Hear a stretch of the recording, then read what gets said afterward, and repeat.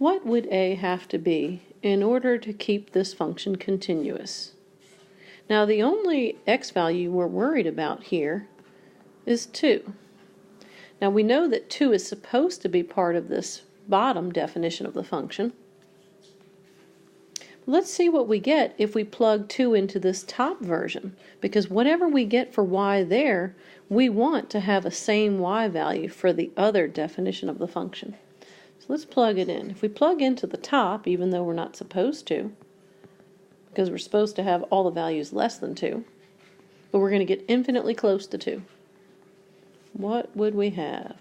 That's 4 times 4, take away 2, take away 3. That's 16, take away 2, take away 3. The y value there would be 11. We said that the only x value where we had to worry was when x is 2. We want to have the same y value for that x value.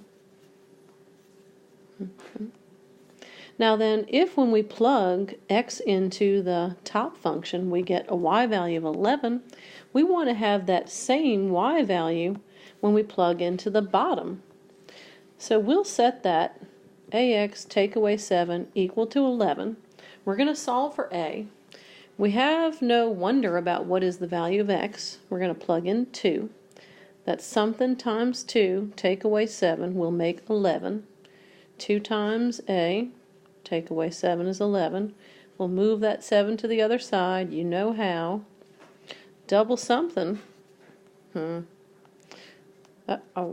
Double a makes 18. Undo multiplication with division. Well, who knew?